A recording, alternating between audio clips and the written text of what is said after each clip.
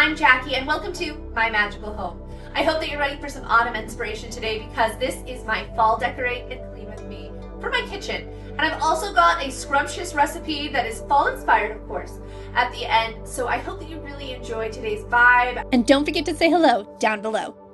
As you can see, the kitchen is a muck, so we are going to start out today's video with just some light cleaning motivation.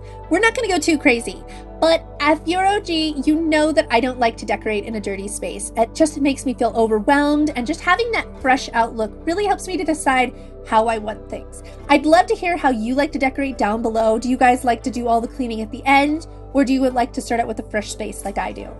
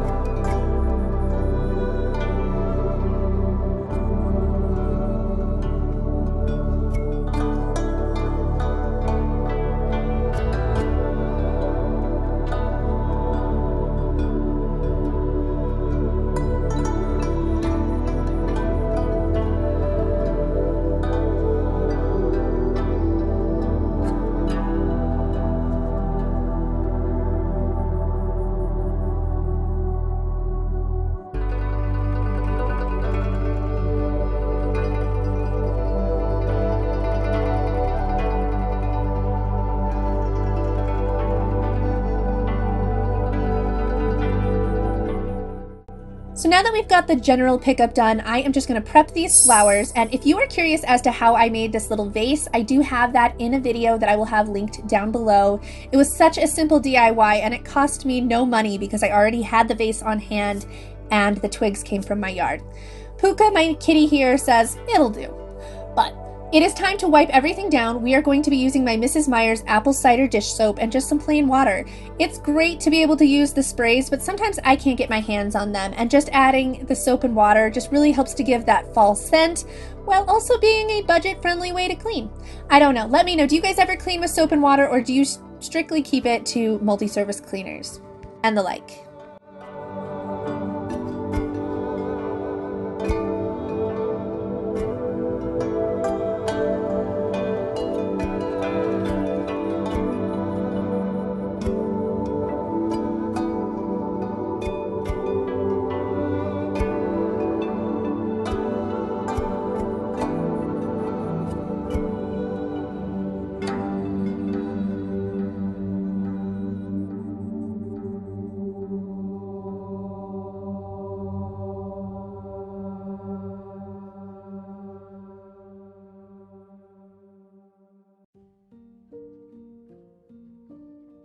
All right, I'm over cleaning. I can't wait to get this decor done. Let's use a little editing magic to speed things up. So with everything cleaned up, now is one of my favorite parts. I get to show you exactly how I put up my fall decorations in the kitchen this year. So make sure to stay tuned because not only do I have a couple upcycles that I'm going to be showing you throughout this part, but I also got some sinfully delicious apple cinnamon rolls that I'm going to be sharing with you. I hope that you are really enjoying today's video so far. Don't forget to say hi down below, and if you haven't already joined my YouTube family, now's the moment. I have got so much fun coming up, you don't want to miss out. Anyways, let's get back to work. Poor sweet Emma. She thought with the cleaning done, it was time to go snuggle, but I'm just getting started. You can see here I'm just taking a small garland that I picked up from Dollar Tree, and I'm just wrapping it around these trees I picked up from World Market last year. And I'm going to come in through everything and just add some fall leaves, pumpkins, touches of that nature, anything to just bring in that autumn vibe. But I'm trying not to go too crazy. And I also, you will notice, do not actually hot glue or make any of these little things permanent because I like to change it up every year. It brings me joy.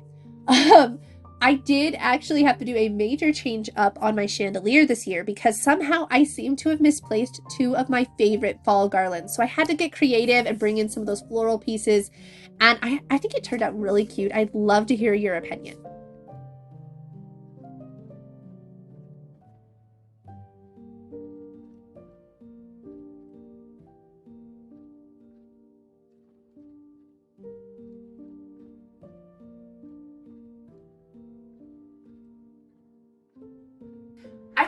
what inspired my entire video today was practical magic. I feel like once it gets even like slightly cold, or even I just want to think that it's cold and it's not yet, I just want to watch the movie and just snuggle up on the couch in flannel or like a really comfy pair of pajamas with something appley and some kind of tea. So that was what my vibe went with and what I was trying to go for. You'll notice I have some floating candles and other kind of weird things that I added, but I did try not to go too overboard. I don't know if I succeeded in that or not.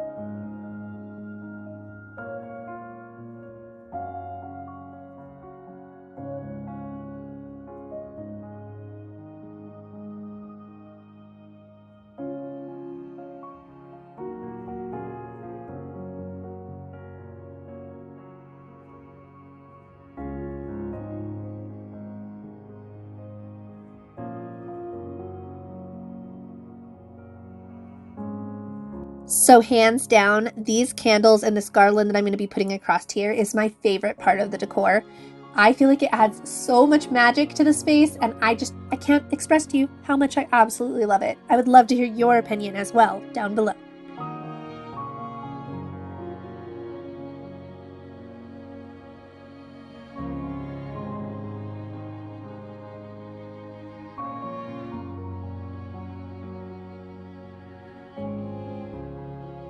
It is time for our first DIY. Now this is technically a little bit more of an upcycle than a DIY. This is a sign that I had gotten years and years ago. It was actually one of my very first autumn pieces that I ever had.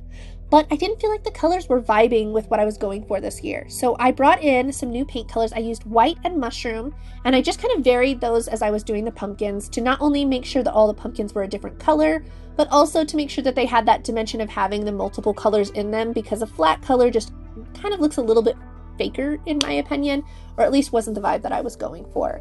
And then I came over with some white paint and I went over the letters. And if you're wondering why I've started with the white first, it's because when you have a dark color like that wine that was there first, it can be hard to cover sometimes.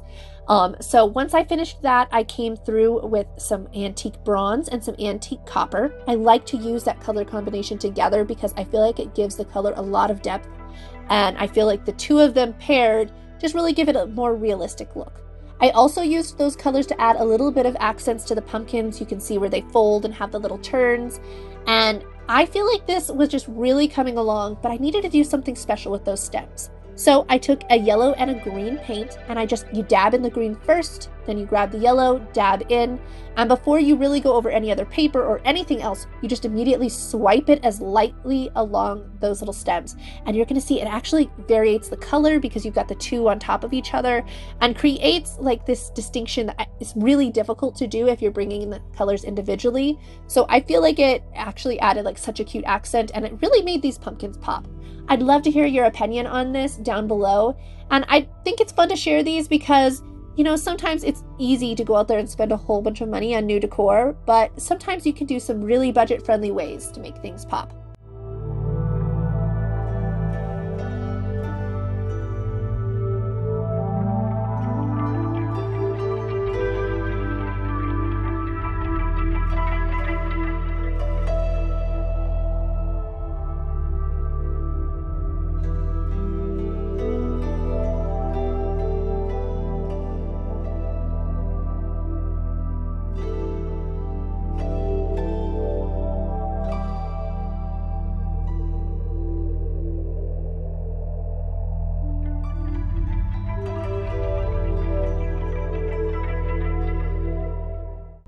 top of the cupboards is complete. It is time for our second DIY. Now, this piece I picked up from Dollar Tree this year. This is one of the few things that I bought, but I really wanted to have something that looked more like embossed copper for my coffee bar. So I came in with hot glue, and I actually drew my picture on first, and then I brought hot glue over top and kind of so that I would have an elevated embossed look to the things that I had drawn. Then I came through with white paint because, like the one before, we've got multiple colors and dark colors in this piece. And by adding that white paint, it gives us a fresh, solid base so that we don't have those colors peeking through while we're working. And then I followed up with that bronze and the copper. And I feel like this turned out so much better than I even imagined. And those little beads on top, we're going to take those off and make them into one of those cute little bead garlands too, with some extra beads I had on hand. And that's going to be our second DIY that's up next. I would love to know what you think of these little accents for my coffee bar. I feel like these were better than I expected them to turn out. And yeah, I'd love to hear your opinion.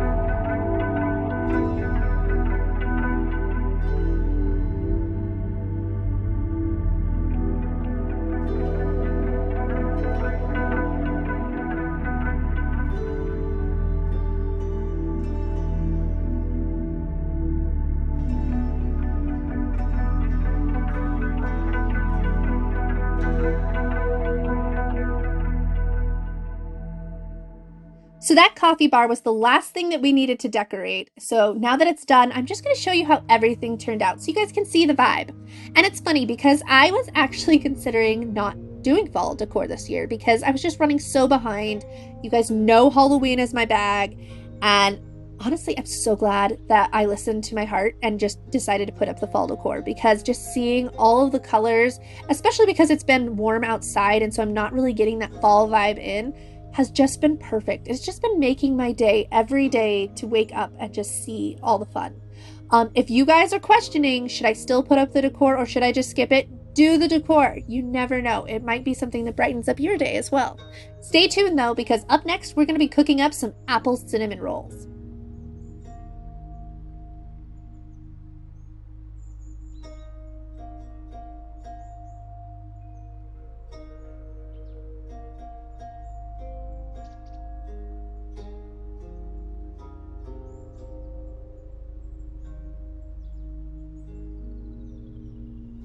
So these apple cinnamon rolls were absolutely amazing, you guys. I loved them.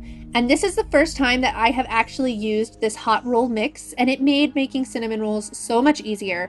All you need to do is take your pre-mixed stuff, add 3 tablespoons of sugar, 1 cup of hot water, 1 room temperature egg, 2 tablespoons of softened butter, and then I went ahead and added a dash of vanilla because that's just how I roll. But once I had all of this stuff in, I went ahead and took it over to the mixer and let it go until like it started to pull and stick from the sides. And I am so impressed with this hot roll mix. I also went ahead while that was doing the mixing and cut up my apples, and I did a really fine chop on these. I really wanted to make sure they were small bites so that they didn't overwhelm the cinnamon roll. Once my dough was mixed up, I put it onto my little area here, and you just kind of knead it in with a little bit of flour until it doesn't stick. And then I set it aside and it was time to whip up my cinnamon mix. Now, the thing about the cinnamon mix, I thought that I recorded making the filling and it would appear I didn't. So what I put in there was 1 cup of brown sugar, half a cup of softened butter, 1 and 1 teaspoon, cinnamon powder, and then of course that finely chopped apple. And I just go ahead and put this all over my cinnamon rolls once I have them rolled out. Then I put the apple over top, roll them up, and you guys, You need to use string to cut your cinnamon rolls. I didn't know that until this last year. Every time I tried to make cinnamon rolls or cookies or any of the round goodies, they were always like oval because I would cut them and it just wasn't right. The trick is the string, you guys. So much easier.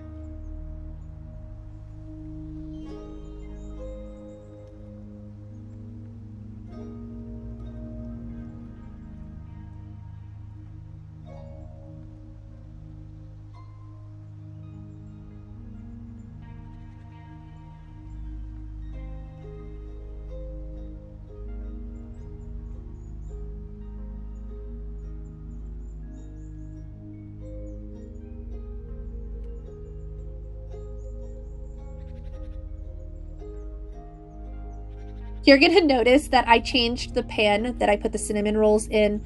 I read that if you drizzle half and half over the top that it helps to make them more moist and delectable, so I wanted to give that a try. And obviously I couldn't do that on a flat baking dish without that half and half getting everywhere inside my oven. I cooked these as were directed on the box, and yeah, once they were cooled, it was time to add my cream cheese frosting. Now that I didn't do what was on the box and decided to make my very own. I took 4 ounces of softened cream cheese, 1/4 cup of softened butter, 1 teaspoon of vanilla, and I'd say about 1/4 cup of sugar, or as much as you desire. I don't like it too sweet. And I just went ahead and whipped those up in my mixer to put on top of these cinnamon rolls, and they were perfect. If you guys decide to try these out, don't forget to tag me on Instagram and let me know what you think.